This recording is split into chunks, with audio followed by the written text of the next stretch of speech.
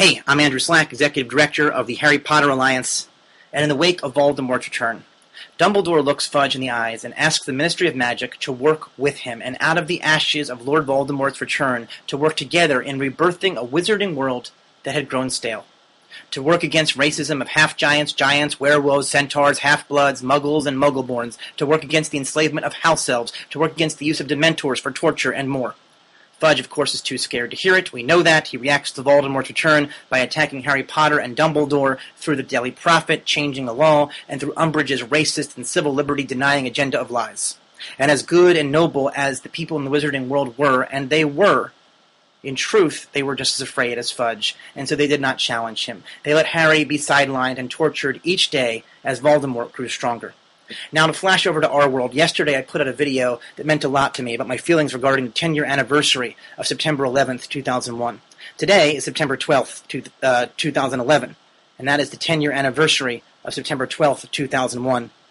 In the wake of the terrorist attacks, people all over the world woke on September 12th, 2001 with a strange, raw pain, still in shock, processing anger and anguish and absolute despair. Discussions began around what to do to help those most intimately affected by the mass murder that had taken place just one day before. September 12th was the morning after, M-O-U-R-N-I-N-G, the beginning of a mourning process, and New Yorkers, as I discussed yesterday, in the main place that was actually attacked, were filled with people sending incredible donations and generosity, and individuals of all stripes embracing each other in the sacred fragility of each moment, allowing us to see humanity's finest actions in the wake of humanity's most horrific. However, our institutions, much like the institutions of the wizarding world, be it the Ministry of Magic or the Daily Prophet, did not act so admirably on September 12th.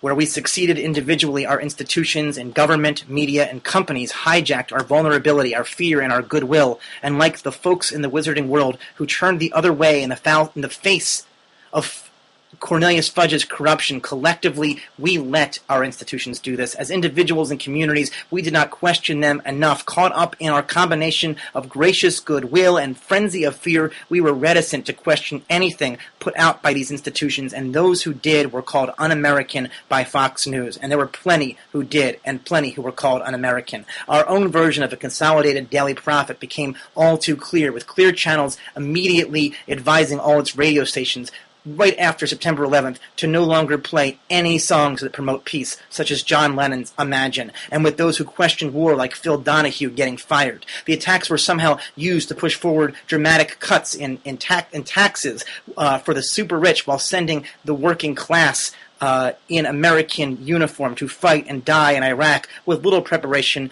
or competent thought from their leaders.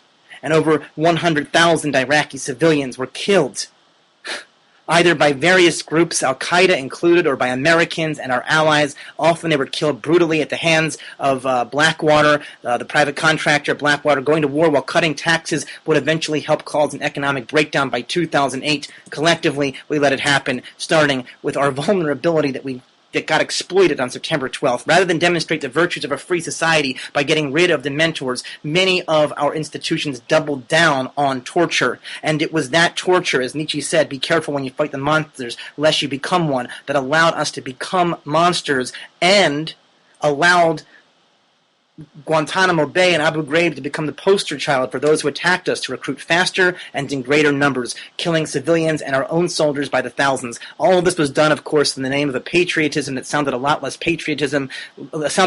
like patriotism and a lot more like the vitriolic nationalism that led to 2 world wars. And in fact, I'm sure that if a Fox News anchor saw me speaking right now, they would say that I was somehow un-American for questioning my society, even though that's a great mark of being an American. As a result of these horrors committed by our own hands as the United States, the U.S. found itself in a far weaker moral position to stand up against the emerging genocide in Darfur. Rather than embracing the fact that differences of habit and language mean nothing at all if our aims are identical and our hearts are open, we demonstrated discrimination that Dolores Umbridge herself would be proud of, with Fox News pundits often talking about members of Al-Qaeda and those who are gay in the same sentence, claiming that both populations threaten our children, tragically and ironically creating environments conducive for the suicide of gay children. children. Xenophobia toward Latino Americans exploded, and a racism toward Muslim Americans so revisionist that last year, during the 9th anniversary of September 11th, it became commonplace to talk about the building of a Muslim community center blocks away from Ground Zero.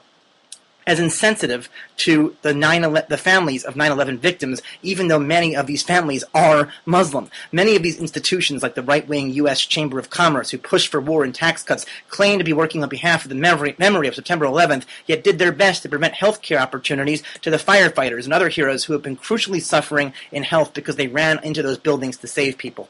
Essentially, the first hijacks happened 10 years ago on September 11th, but the next ones happened the days, weeks, months, and years that followed, starting on September 12th. We showed remarkable aptitude as a country in letting ourselves forget the works of the great satirists who have reminded us through their work how easily human beings are manipulated by fear, as well as forgetting those brave people who have stood up against totalitarian environments with open hearts and defiant spirits of resilience.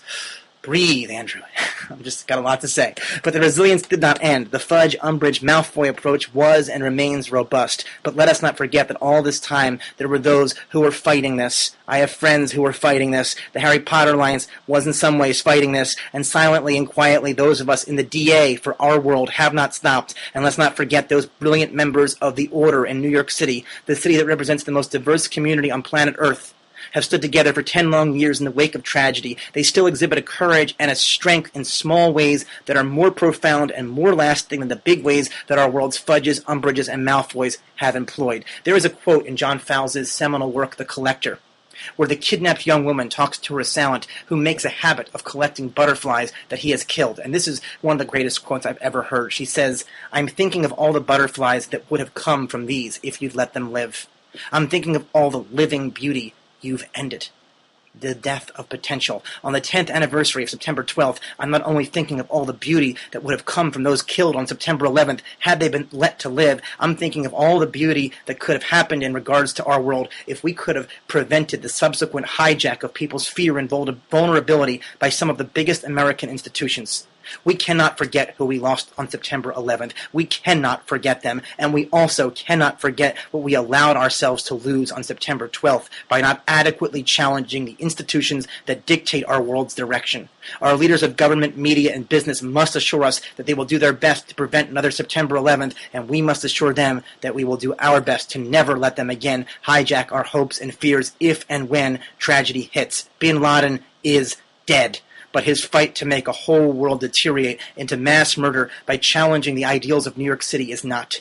The ideals of New York City remain tall where the buildings once stood. The modern-day Babylon that is our globalized world will be rebuilt, and all of the hijackers, whether they are in Al-Qaeda or working at Blackwater as they kill civilians for money, or Fox News as they hijack sacred narratives, will lose. All tyrants do in the end. And this time, the narrative of openness and equality and creativity that is so alive in New York City and that bin Laden actually attacked will live on.